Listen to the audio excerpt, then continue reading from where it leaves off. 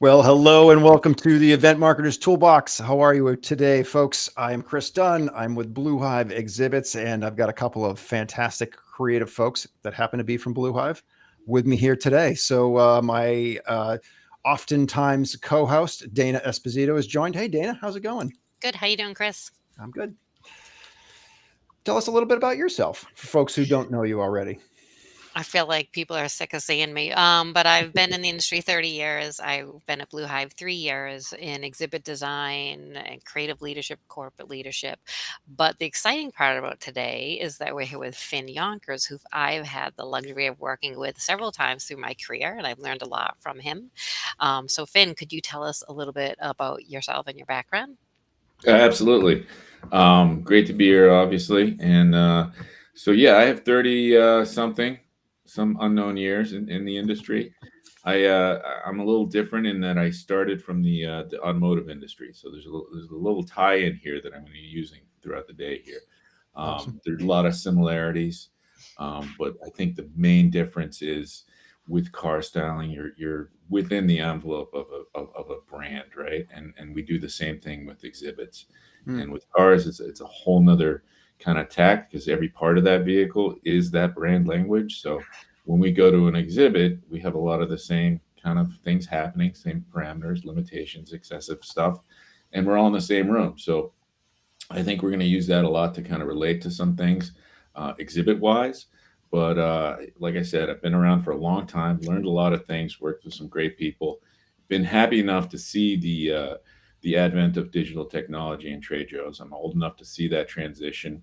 And in response to that, about 25 years ago, started my own company that just focused on media and how it integrates into architecture. So again, lots of fun projects. And there really is no industry. I think you guys share that feeling. This industry is something else. It gives you everything you want and everything you don't want. But there's a lot. There's there's a passion there that everybody shares, and I think that's probably the best part. Is you're on a larger team that all kind of are going for the same goal. So whether it's a polo team, football team, or a trade show exhibit builder, it's kind of there's an element there that is unlike other industries. So I I don't think I've love ever Agreed. heard the exhibit industry compared to a polo team. So this is a yeah. yeah, absolutely. The Um, wins are big, the losses are big. hmm you can step in a lot of horse do. There's a lot of horse excrement being shoveled at times. Yes. We're just talking about appropriate words for that. Awesome. Well, one of the coolest things about the industry is, like Finn said, it's once it gets in your blood, either you hate it and you leave early, but more likely you probably stick around. So, like Dana and Finn, I've been doing this since the mid '90s, 30 years just this year as well. And I actually had the pleasure of working with Finn when we were both considerably younger. Back in got my start in Colorado. I moved to Massachusetts. I was with a small group there, and all of a sudden Finn showed up as our creative designer. And although he didn't stay there very long, he made a huge impact. So when we started teaming up, Finn, you were still freelancing, but working for Blue Hive, and then ultimately came on as the EVP of Creative back, right after COVID, I think it was. So it's been awesome, obviously, reconnecting and working together. And then, Dana brings just a great set of resources and skill sets to the group as well. So, hey, we got a live show today. We do most days, but drop a note into the comments. Let us know where you're hanging out. I see you, Zadia. How are you? She's a Jersey girl, I think. And yeah, drop some questions for us. So this is going to be a great conversation. Finn's really going to kind of peel back the onion on a lot of things surrounding exhibit design, but also a lot of things that you may not think of as far as being related to exhibit design. So before we hit the meat and potatoes of the show, as it were, I want to talk a little bit about our sponsors. Without them, we wouldn't be doing this. So we're very fortunate, all three of us here actually on this episode, number 34, happen to work for BlueHive Exhibits. BlueHive is a full creative agency, exhibit house. We've got East Coast presence. We've got West Coast presence. both of our locations, we store, we build, and we do all of the things in those locations, which is a little unique. There's some agency profiles or business models out there that are creative groups, but they don't build anything. We do both. We like to think that we're, in that kind of right size for a lot of groups, whether you're a well-funded startup up through a multi-billion-dollar international organization enterprise. We're about 100 people strong, and that comes with more resources than kind of a boutique agency, and yet at the same time, there's a lot more personalization and customer service than with some of the real big houses where you're kind of just a number, unless you're a $1 billion exhibit program, as it were. And then in addition to BlueHive, we're also sponsored by our friends from Fist Bump, and Fist Bump is the group that's actually hosting this podcast. I got involved with the founder, Brandon Lee, our guest for next week. A couple of years ago, he was helping me and BlueHive kind of with our LinkedIn presence in our game. And about a year ago, started really seriously kicking around the idea of doing a podcast. Here we are. We are 34 episodes in. We started right at the first of the year. And like everything, consistency is kind of the name of the game. So we're trying to build a community of like-minded event people here, whether you're trade shows or corporate or, internal, on the exhibit side, festivals, and just anybody connected with events in so many different ways. We're trying to kind of build this forum and format for honest conversations back and forth. And we really appreciate not only you either stopping by live here, as well as folks who are listening to this on a podcast after the fact. But anyways, that's a lot of stuff. I'm going to kick it over to Dana to start with our questions so we can get in and see what's in the mind of Mr. Finn Yonkers. Sure. All right. So I have in the past, Finn, when people have asked me about you, we like to describe you. I usually describe you as like a very, very high level creative. And one of your many strengths is designing for memorability and brand DNA. So could you tell us a little bit about creating experiences that leave a lasting impression through relevance and impact? Sure. So we all want impact. We all want that exhibit that screams and shouts at a very loud volume. But is it relevant volume? Is it something that tangibly will go into the mind map of that person and revisit them on the plane home, and be worthy of explaining to their colleagues in the next cube and such? So I think for me, a big part of exhibit design is being able to dial in where you're going to put your emphasis, where you're going to put your focus. And that all comes back to brand. And we'll go back to cars for a minute here. What makes a Ferrari and a Corvette a Corvette? The difference between the two cars, fairly similar in terms of wheelbase, engine power, all that stuff, engineering-wise, aerodynamics, drag coefficients, and the actual bodies are only millimeters apart in terms of what the shape is, the volume, and the proportions, depending on the model. But you can tell that Ferrari from 80 miles away. You don't need to look at the badge to know it's a Ferrari. Same with the Corvette. And that's kind of what we're talking about with exhibits. One of the things that we see happening right now due to the SEG principle of using aluminum skin frames and then skinning them with graphics is that becomes a methodology for just kind of doing graphic design, to rely on only that to create that look and scream that impact. So is that really relevant to the brand? What we know from and I think we'll talk about this a little later with neurological effects of some things, is spatial dimension gives you enhanced memory. It gives you a way to kind of relate to the space, and it opens up a cognitive interpretation that you normally wouldn't get if you just kind of like walk by. So that dimensionality is also what makes a car different, right? The tail lens may be shaped differently, very subtle, but it's dimensional. And people like beautiful things. People like curves. They don't like square edges. So a big part of, I think, design is finding what that brand DNA is. What is that brand? They're all there at the same trade show. They're all doing the same thing. They're essentially selling very much the same thing, may have different taglines, but what is the real difference? And to that, you really have to explore and figure out what that value statement is. Sometimes the client will provide that for you, but sometimes you have to look at the competitive landscape. You really have to understand what is going to resonate before you even think about what it's going to look like, right? Or what the message is. And that kind of planning and research, I think, gives you a really strong foundation. What I like to call it is like a criteria list of things that you must meet, goals you must meet in that parameter. I'll give you a couple examples of how to get there from a blank page, right? We often start with the system, right? We got to have a storage room, we got to have a reception desk. Those are all functional criteria. Everyone's going to have those, right? Going back to the car, everyone's going to have a steering wheel, four wheels, and a car seat. How do you go beyond that? What do you use? Where do you look towards? Are there just cool shapes, cool technologies, giant LED walls? Yes and no. You have to have a reason for it. You have to have the content for that video wall. You have to justify that technology through an engagement that is relevant and memorable, that has to do with the core issues that that person's there for. So it'll click on down the road and have some momentum rather than just be like a showpiece. So I think the only way to do that for me, and this kind of sounds weird, is not to start with panels or a floor plan or scale or price, but really start with fundamentally an abstract version or an abstract language that deals with what you're trying to say.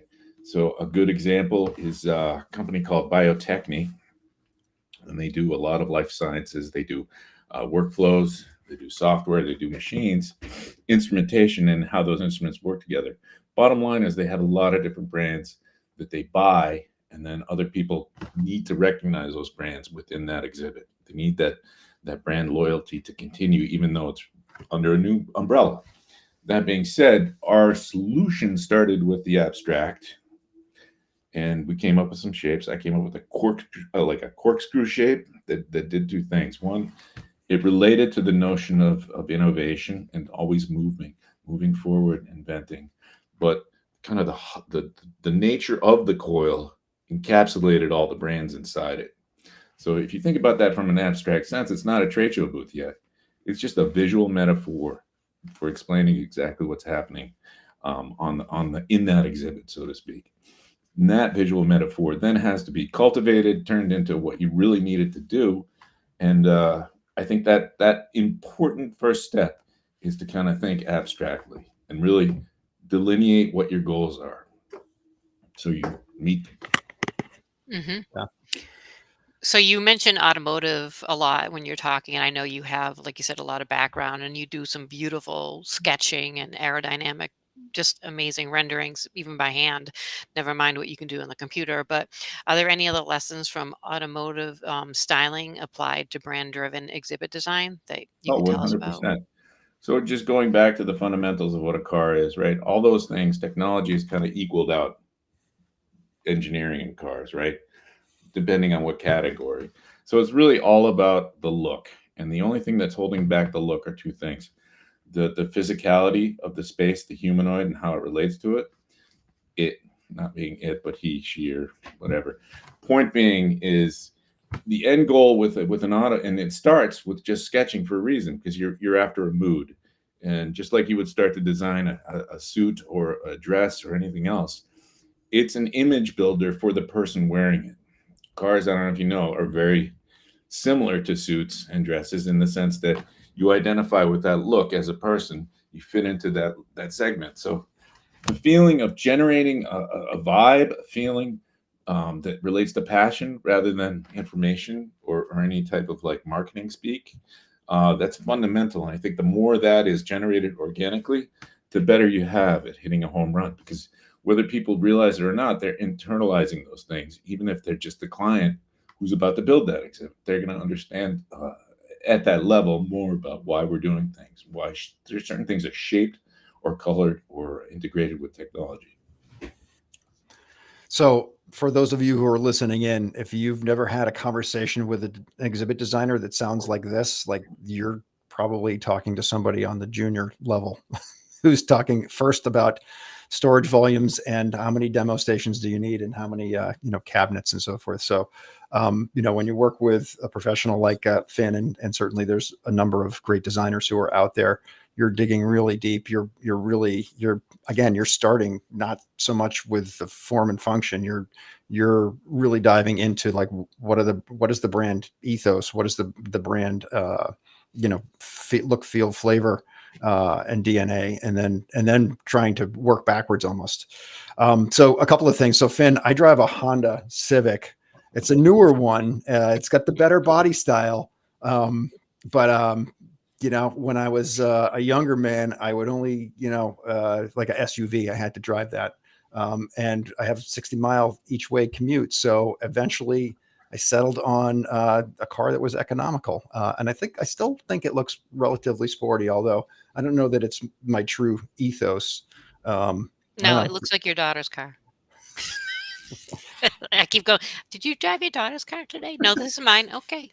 Okay. Yeah. So anyways, I'm comfortable with the fact that I'm almost done paying it off, and eventually maybe it will be my daughter's car as well. And I can size up to something that's more of my, fit to my own personality. Finn, you touched upon an awful lot of stuff in there. One of which was, kind of that Biotechne project. Now that project has in fact won several awards, and we've done a lot of posting about it. So hopefully folks who are listening in or seeing this, we have shared it a number of times in the past, and we will, do so again. We can add it to the show notes, but it's absolutely phenomenal. Like every time you look at it, it's just one of the best booths I've ever seen. It's amazing. And if you want to see a visual of it, you can go to the BlueHive website, and it is gorgeous. I mean, when you look at it, it is definitely, when you look at it, you're like, oh, this is the difference between a custom, really well thought out exhibit, right? This isn't just a bunch of panels, with a really nice graphic. Not that there's anything wrong with it. There are shows that absolutely suits the need.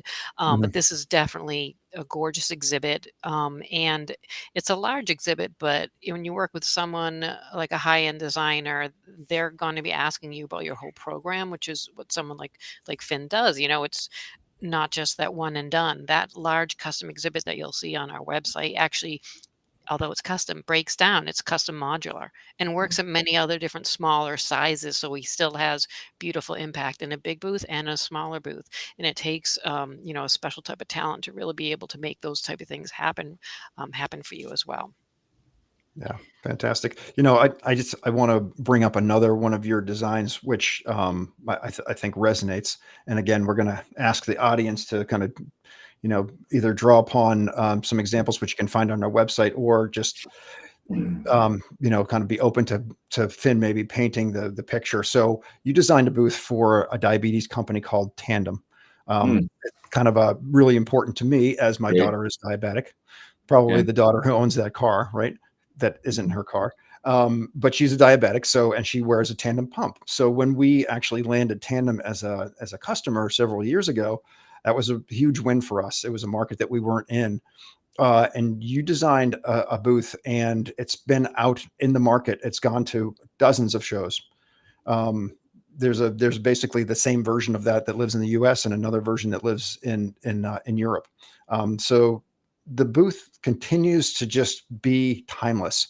And you mentioned earlier that a lot of companies and brands are leaning heavy on systems, right? Systems are great. They're efficient. They're lighter weight. They pack small, right? There's benefits there from a cost standpoint, certainly. But when all you do is build flat walls and put graphics on them, you're really going to struggle to stand out. So what I kind of wanted to say about the Tandem design, which not my account, you and Jack Halley have worked that account tremendously. And every time I see a picture of the booth, I'm just like, man, that's just beautiful. It's very much somewhat minimalist. It's less is more, but it's architecturally interesting and warm tones. And there's just all these things that make it different from a big boxy, wall that's covered with graphics. I'm glad you picked that one. A large shout out goes to the crew at Tandem, because of the way they work, and they really laid the foundation. When they came to us, they had just rebranded, and they put a lot of emphasis on these. The fast forward to their kind of motif is all about lifestyle, right? This pump is so small, it enables you to do activities you typically would never think you could do with diabetes, right? You're limited. You're tied to a syringe. You're tied to your whole life is on a script. This releases you from that. So obviously, with all medical companies, lifestyle is everything, right? Happy patients, happy Mm. customers, happy everyone. But more than that, they came up with a graphic motif that was kind of like almost like when you cartoon characters, like the Roadrunner, they're running down the street and you see little wheel waves as they're moving through space. They created this dynamic called the radii, and they're a series of lines with a slight radius in it. And they're actually born from their product, which is a small square with round corners, right? But Mhm. as you tilt that through space in that animated fashion, it creates these radii lines. So that movement became their symbolic metaphor for freedom and a whole new Mm. life for someone who has diabetes, or even the parent like you, Chris, right? Even Right. even you're wrapped into the whole regimen, right? Yeah. So how do you translate that? And this is a great example because their competition, it's a very close knit area of, there's large diabetes shows, but then there's very small sections where pumps are delivery mechanisms are. So all Yeah. those people have large programs, and they all rely a lot on fabric and a lot of SEG. So much to the point where we were at a European show and we took pictures of all the competitors in the European space. And this is another issue: is you create a great booth in one market, and then you go to replicate it on another continent. Shortcuts are taken and all that. We didn't do that with this booth, and here's why. We took a picture of the competition's booth, and they essentially had so much SEG that I took the pictures and I swapped the logos on each booth. And in the end, you can't tell the difference. You really is befuddling that $1 million booth can be upended with one quick Photoshop. Like, okay, here's a different header. Hmm. It's your competition, and it all works together. There's no like, oh my god, that doesn't look like it fits. It fits. Why? Because there's no dimensionality to it. There's no sense of space. There's no effect of like cognitive. You're in the booth. You're experiencing it. It's Mm. just surfaces, and it's just pages of a magazine. So I have an advent towards that is to always try to get some type of dimensionality in there, right? And Yeah. these radii turned out to be the perfect metaphor for.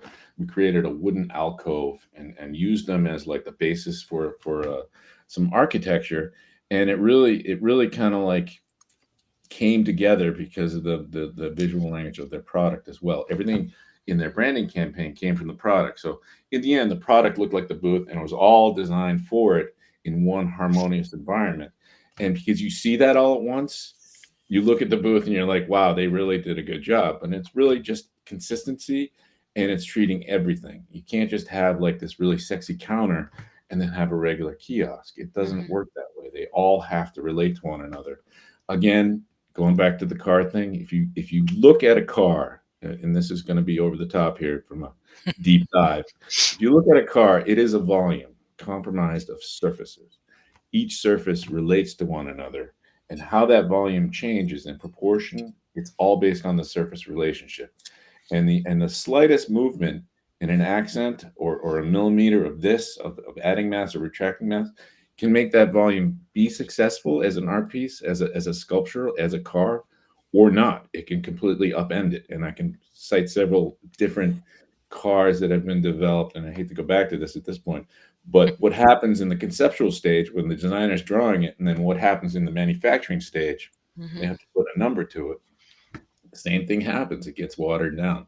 So in the end, I think the tandem booth kind of does all that, right? It takes into account, it takes very seriously their position in the marketplace, to the point where we couldn't just rely on translating that to a European model without actually sending them the wooden fabricated pieces that we cultivated over these years. So Mm. what you have is an international trade show program where everything is synchronous, and all the same Hmm. people go there, so they understand and see the Hmm. value of doing that, and it's catching on. So it's a very Yeah. good thing.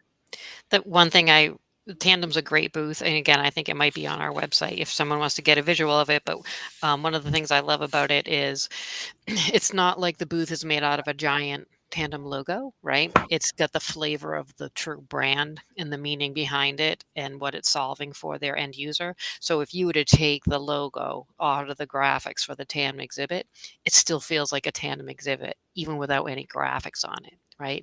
That's how strong the brand feeling is, the environment, and also because they understood that, and they also understood brand consistency, how important that is. Like Finn saying, so we built a US version of that exhibit and an international version of that exhibit, and that brand consistency is so powerful. I love that. Yeah. Really, really good people to work with as well. I mean, you see the transition when companies are small enough that the people that worked on the product also work on the branding and the campaign and the marketing and then the trade show. You get that consistency. It's not moving from department to department. And that, I think, is one of the great things we get to do, is work with different size groups and different projects all the time. So kudos to them. Yeah. Yeah. And you know what, too? Sorry, Chris. Yeah. But Biotechne and Tandem, I know they're just two projects that we're using an example. Also, something that I'm very proud of both of those clients and the teams who work there, that, Finn, that you were dealing with, and the rest of the BlueHive team were dealing with, is they weren't afraid, right? They knew their booth was going to look different. And they took advantage of that. They were like, yes, we want to look like us. We want to be different. They weren't like, well, that's not what our competitors do. Well, exactly. Your competitors aren't doing it. That's why you should do it. Like, I love the fearless in creativity. It's a great point, but I think it's also worth noting that promoting that bravery comes from us. That doesn't come from them. Typically, it's rare that they say, well, I want this award-winning booth, and I don't care how much it costs or how long it takes, right? That's our dream. Right. But, ultimately, we convinced them to go that direction. Biotechne was the hardest part, was convincing them to take that on, because you did have a large group of decision makers. Half of them were totally afraid of it. And in the end, it's up to the responsibility of the designer to sell it, right? You have to say why it's going to work. And again, it's originality. You look at a sea of exhibits. Oh, there's a hanging sign and some B matrix panels and a large LED theater. That's not going to knock the socks off anybody. That's just like, what are you going to do? You're going to change the logo to make it look like a different company's booth. So this is what you explain to the client. Yeah. This is what you tell them, to make them understand that you have an opportunity here to have a piece that is going to be growing in the same type of viral kind of magnitude that your company is, and that's really ultimately what made them switch. It wasn't. Well, then I'm glad that you were able to verbalize it to them, and I'm proud of them for trusting you and us for going down that road. And also, to your point, I think when a salesperson, an account executive, who are really, they're consultants, right? They're always looking out for the best interest of their clients.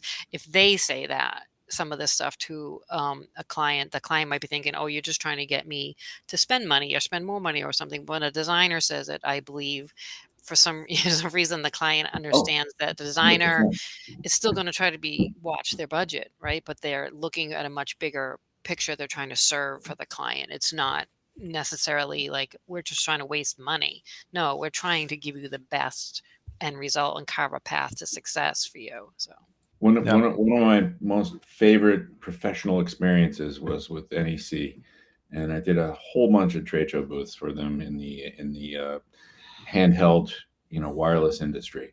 And each one, the very first one was like they wanted something exciting but didn't know, and talked them into it.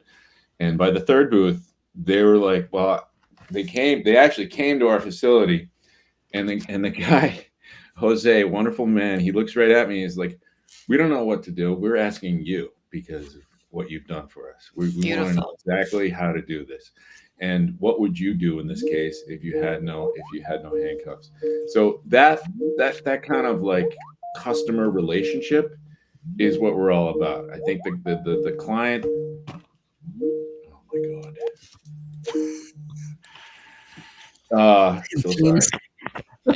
This is live and it's real, so we're not robots, right? That's right. Not AI. Yeah, we're not AI. Right. Well, but you know what? That's beautiful. We have time for AI, but like honestly, the client needs to be part of your team, and you need to be part of their team. That's the only way we can succeed in this business. It's not selling a bunch of wood and laminate. It's selling a connection, a relationship. And we're skipping to the end of my speech here, but 100%, that ability to translate your vision to them in a way that they can see it, feel it, Yeah. also speaks to being able to simulate it. Now we Yeah. have more tools than ever to be able to do that, but it also makes you want to rely on those tools more rather than actually use them to enhance your original thought. More on that Oh, later. I love so much that that client not only felt that way, but actually said that to you, Oh yeah. because to me, like that is, I'm sorry, I'm gonna swear, that's me. That's the shit right there. Like that is friggin' relationships built on trust. Yeah. Right. And that is the impetus of what we're trying to do with our clients is, have them really understand we have their best interests at Yeah. hand. And that client understood that because they started working with us, and they got it. So that's beautiful. Love it. They brought us in all the way into their naming studies of all the handsets and all that stuff. It was quite a big deal. Go ahead, Chris. I know you're about to say something. I just wanted to reinforce before we kind of get off this topic and just move on.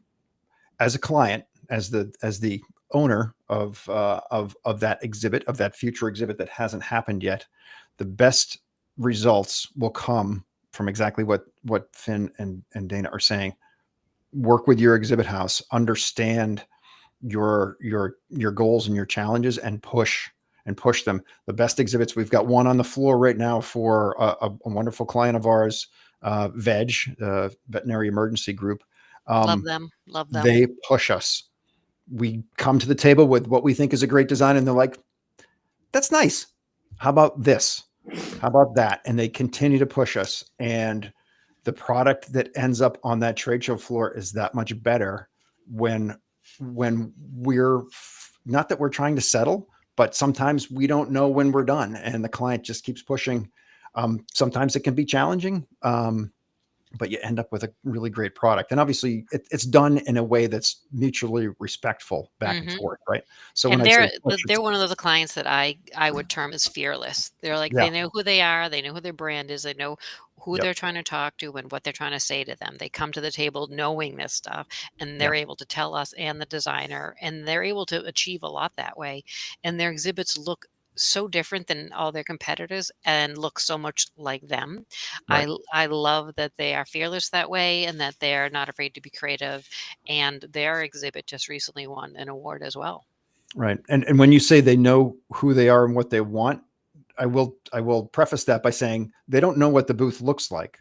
Right. It's like Right. Michelangelo, chiseling a piece of granite. Right. There's a form that lives inside there. I don't know what it is yet, but we're going to expose it through the process. So it's really cool. And as somebody who, I think all of us have, backgrounds in art and design, and one of the reasons that people like us end up in this industry is because the level of creativity, even though we're building things for capitalism and corporate entities, like we still get the juice, or as Dana said, the shit from the design process and working with people, and just that level of love that you have for, like, man, this was a cool project. I'm so happy I was part of that and got to see it come to fruition. All right, Dana, we are at the 33-minute mark here. We're going to try to, bring this in at under an hour, although we got a lot of cool stuff to talk about. So what's next on the hit parade here?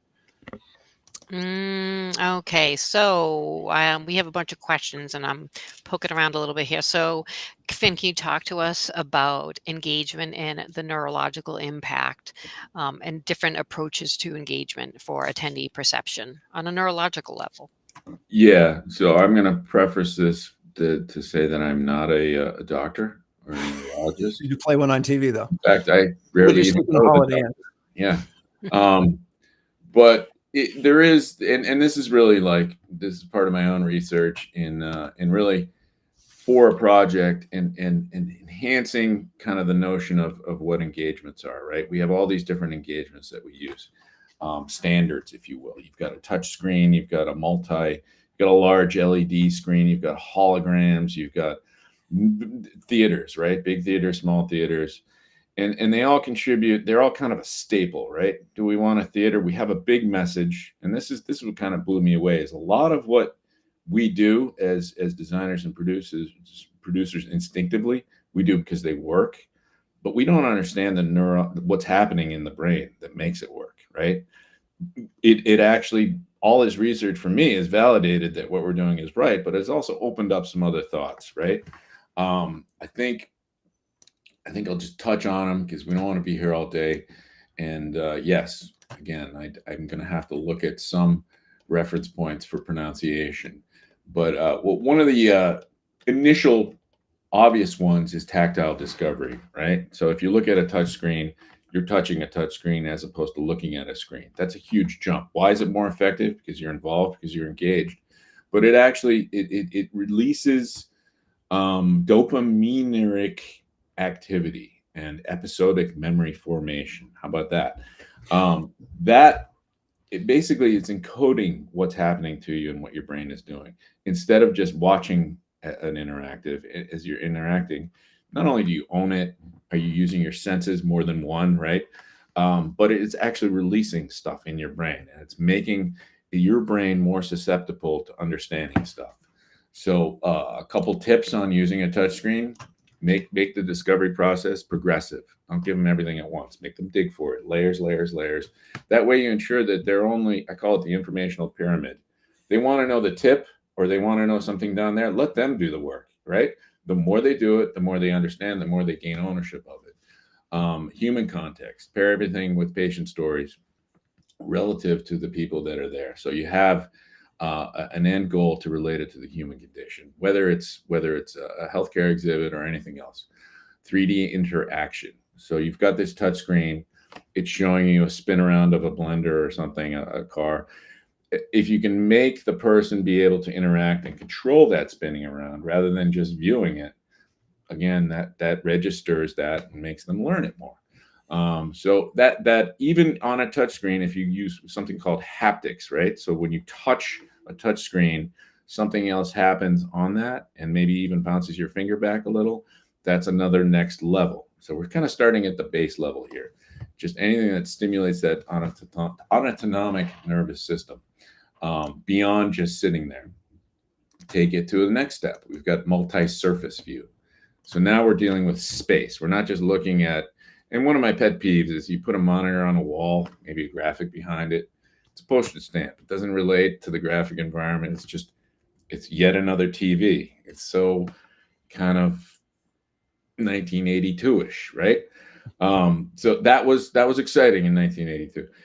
Now it's a little more about video walls, but also video floors. And I think whenever you add more than one surface, you create space and you create a spatial dynamic. Then again, something happens in your brain. That spatial context gives you an episodic memory. It registers that memory in your head differently than if you were just watching past a flat panel. So it's a proven scientific context that extra video wall, if everyone's listening, is worth it. You know, you need more than one video wall to get that extra context. So using dynamic environments. Can I cut you off for just 1 second? So thinking again, just painting a picture for everybody.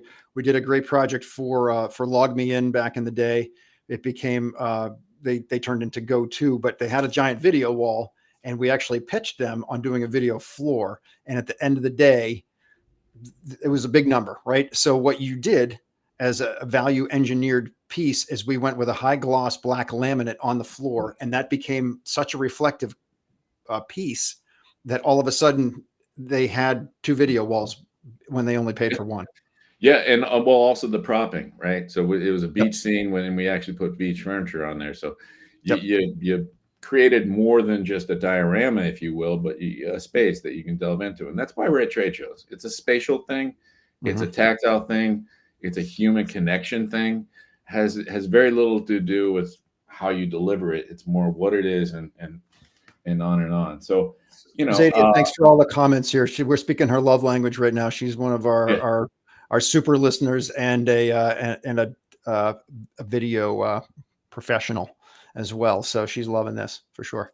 So a couple tips with the multi-surface view is to create spatial zones.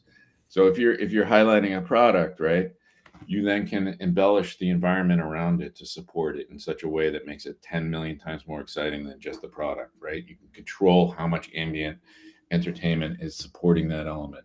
It's kind of like creating like a vignette around that creating that a vignette. particular piece? Or if you say you're showing an MRI machine, showing the operating room behind it, and the Mhm. operating room comes to life, right? It starts changing Yep. and giving you an extra level. Controlling the sensory load, too much brightness, too much overwhelming. The neurodiverse people are basically us, right? We all have different sensitivities to everything. So you have to be able to kind of generalize the effect to everybody's interest level, but also their sensitivity to impact, and give them a way out. I'm going to go right on to the theater, right? Theater to me was you have a big message, and you want to tell it to as many people, right? So you have zones of impact. You have a traditional detail station or a demo station, software demo. That's the one-on-one with some onlookers.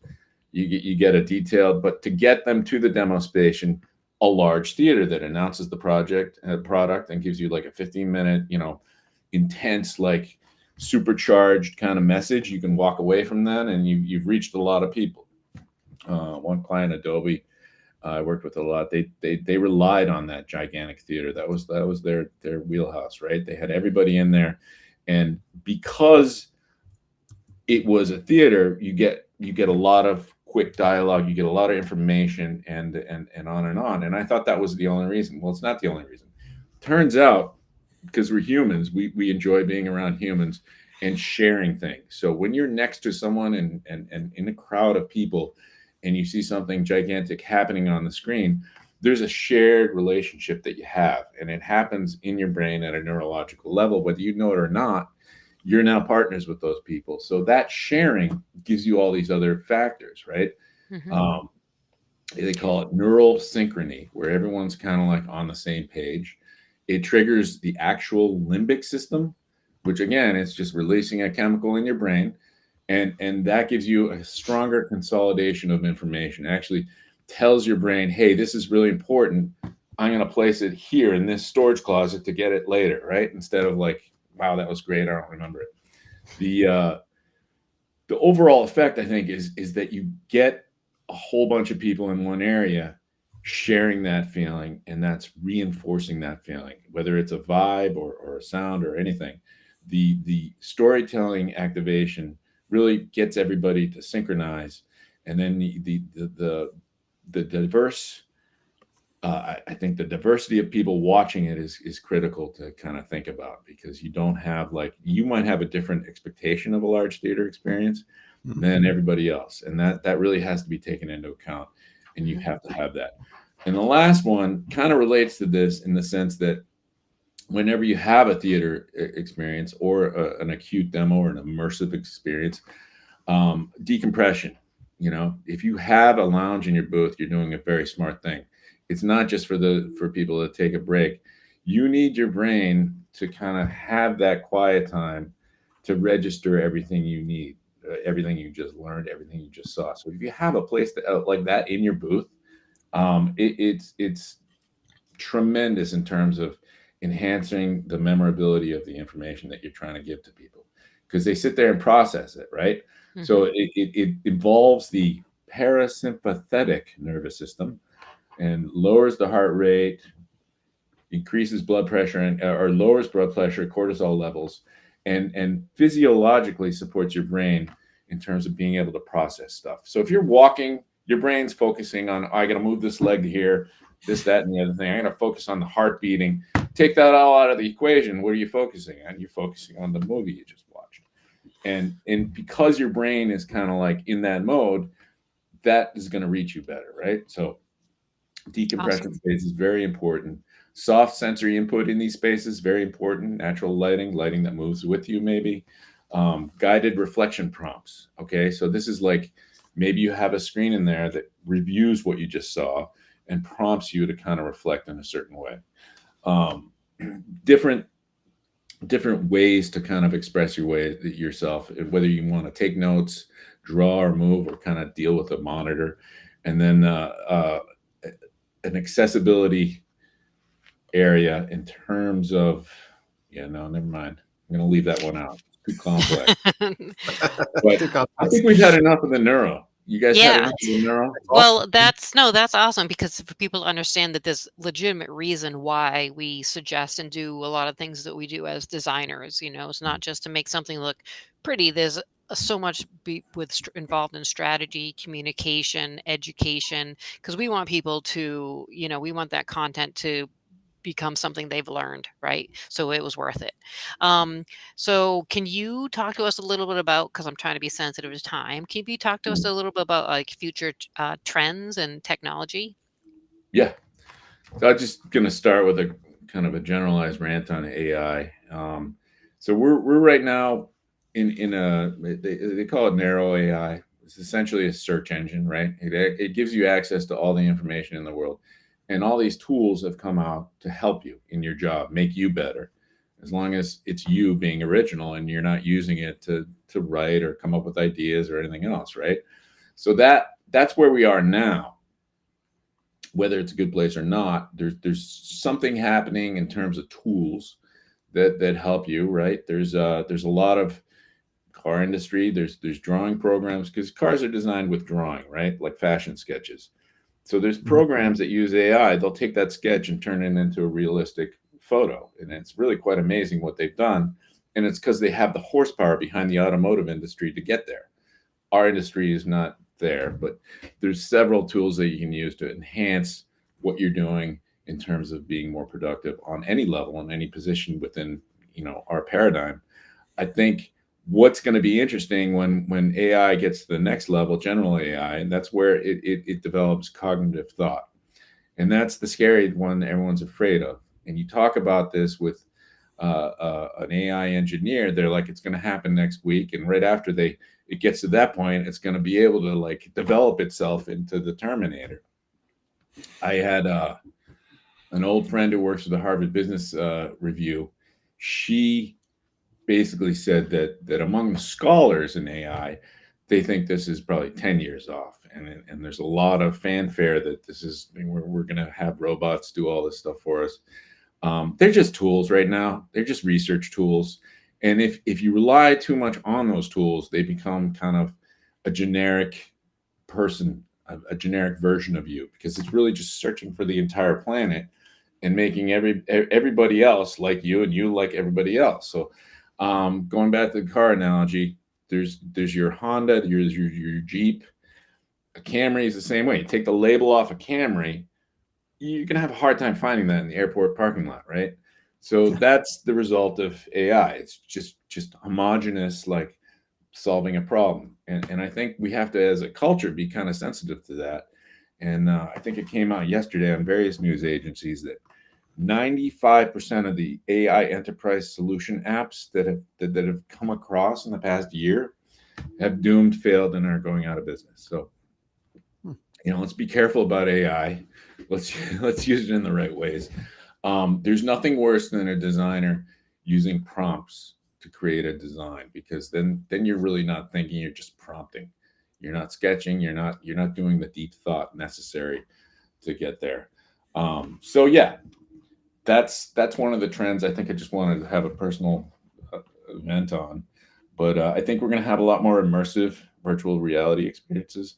And this is something that happened with Biotechne. We created a virtual lab that if you did it right with the large screen and interacted with it, you can simulate being in that space. So now you have a 40 by 20 booth with another, large facility that you can walk into and deal with. So I think you're going to see more of that. There's no question. As all the technologies increase, processors get faster, and LEDs get more advanced. The hyper personalization, right, and making the customer's needs and wants align with what you're trying to show them as a customer provider.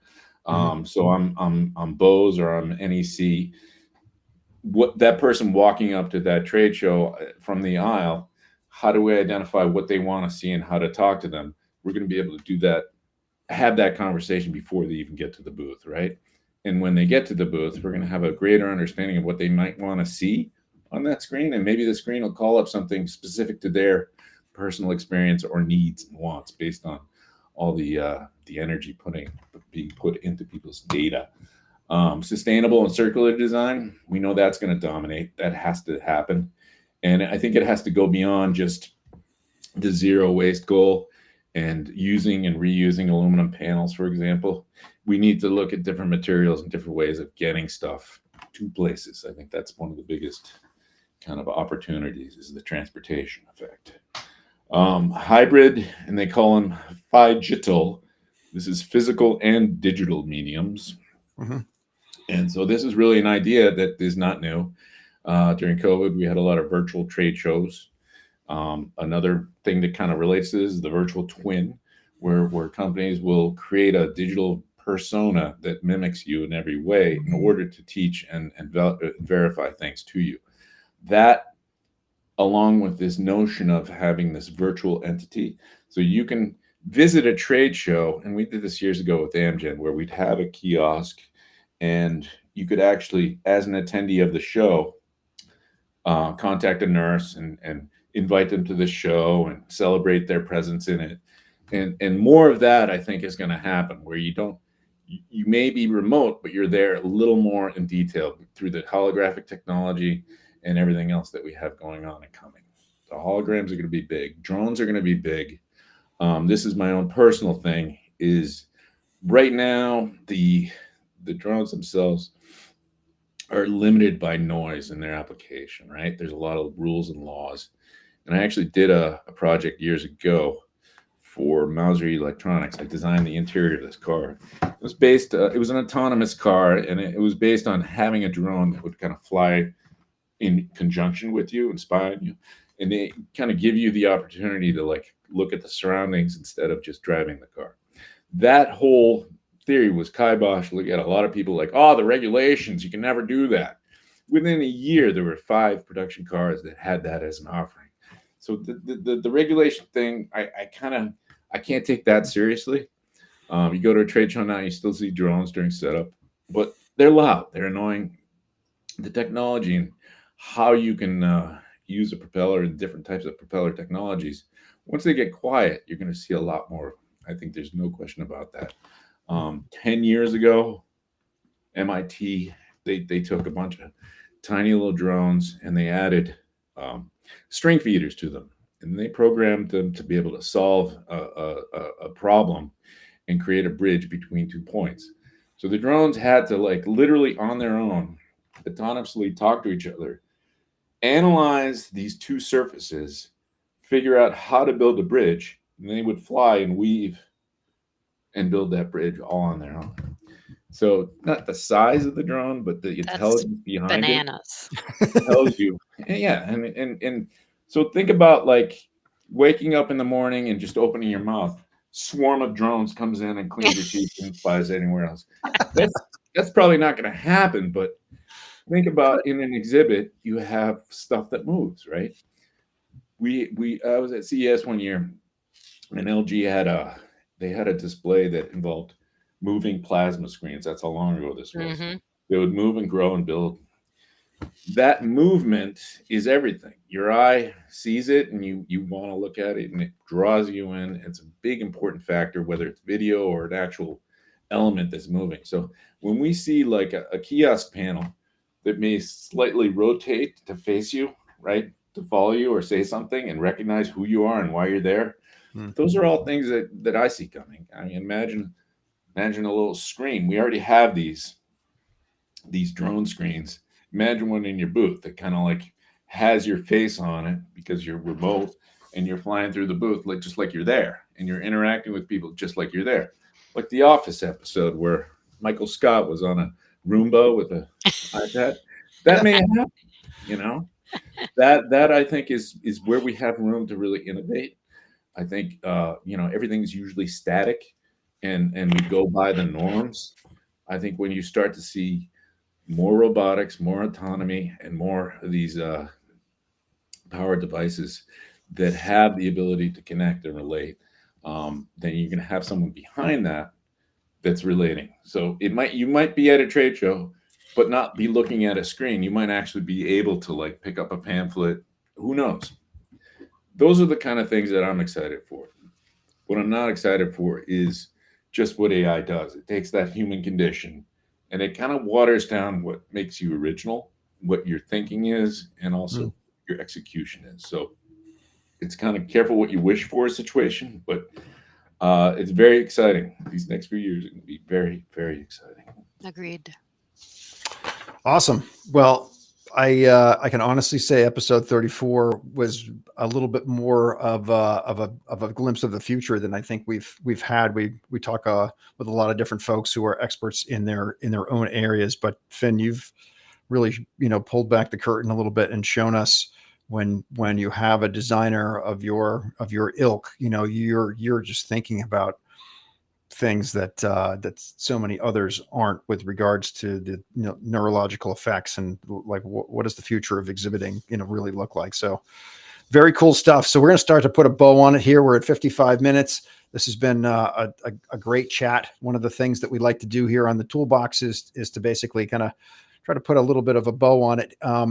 Can you leave us with a couple, 2, 3 insights for designers, marketers, event professionals that whether it's something you've already talked about and you want to wrap it up, or maybe something new? Yeah. I've got 3. The one is avoiding systems and predictive processes, right? We all have processes in our workplaces. We all follow step A, step B, and then do this, that. Avoid that. Avoid starting with a B matrix panel when you're doing your layout. Think about really what the goal is, and kind of like, if you really want a wow idea, you have to get rid of all that. You need to start from scratch and look at the brand and look at like where the brand is and where they're going and why they're doing everything they do visually, but also culturally. It's a reflection of their whole corporate culture. So there's plenty. When people say, various designers I've heard in the past say, well, we just don't have enough info. The info is out there. And now with AI, the info is out there even more. You can really get into the nuts and see why certain decisions were made. And it's a huge tool to help you do that. But tossing out preconceptions is an absolute must before you get anywhere. The guy that invented the Cuisinart didn't think I gotta, figure a different way of shredding cabbage and so on and so forth. And you didn't look at other ways. You just had a wow idea, right? And I think that's a big part of it. The AI tools will make a more efficient you, but you don't want them to change you. You don't want to water that down. Avoid using it for any type of creative thinking, whether it's writing, drawing, or anything else. And remember who you are and why you are who you are, because that's going to be your biggest commodity as we go into the future and all the social media and everything else. There's a true cultural genericism that's happening. Everyone has their own little camps, but you have to figure out who you are in order to really be different. And being different in this business is number one, right? And then keeping sight of the goal. The overriding principle of why we're doing this is creating relationships. It's connecting. It's finding ways to connect. And it's not with machines. It's not with computers. It's not with SEG walls. It's with people. So that never loses that sight. The best tool is your reputation and your individual capacity for connecting and empowering connection. That's what you bring to the table. And I don't care what job you have. You're cutting wood, same thing. In the end, it facilitates that connection and that networking. And those are my insights. And I would say my final insight is a culmination of all those, and that's to really stay ahead of the trend cycle. Once you see a trend like, wow, that's a claw machine, we got to use a claw machine. It's already over. Don't use the claw machine. Come up with something else, right? You need to be memorable, but in a relevant way. You don't want to be memorable. Oh, wow, we're at a healthcare show and they had a bulldozer in there. I won't forget that ever. But it doesn't really help you. It doesn't help the brand. Yeah. So be cognizant of why they're remembering you and create that impact no matter what. Awesome. That's a great, really great recap there on some ideas to leave people with. So I guess the last thing that I will ask you, Finn, is how can people reach out and connect with you? What's the best way? Oh, LinkedIn. LinkedIn is by far the best way. All right. Please look me up. I look forward to speaking about anything. There you go. He's got a pretty wide repertoire of knowledge base, so you can talk to Finn about an awful lot of things, especially obviously cars. So hey, thanks so much for coming on the Toolbox today. This was super fun. Dana, thanks for joining. we're wrapping it up here, and I guess the closing message is this event community that exists, and hopefully we're helping build. Just can kind of keep contributing to it. I think the idea of a rising tide is raising all ships, right? The more that we help our clients exhibit better, the better results that they have, the more customers that they reach, the more revenue that's generated, the more they can continue to do it. So it's a cyclical situation. Partners, vendors, people we're able to, kind of work together with in order to kind of help everybody best understand what possibilities there are and to help execute those pieces. So Zadia was our number one contributor today. So thank you so much. She's a Jersey girl on the video and AV side. So thanks so much for weighing in. Appreciate that. And until next time, thank you very much for joining us here in the Toolbox. We are back next week, same time, same bat channel. We'll have the founder of Fist Bump, Brandon Lee, joining us to talk about the connection between kind of that world and events, and how you can kind of relate at the crossroads of those pieces. So thanks very much, guys. Take care and have a great week. Cheers. Cheers.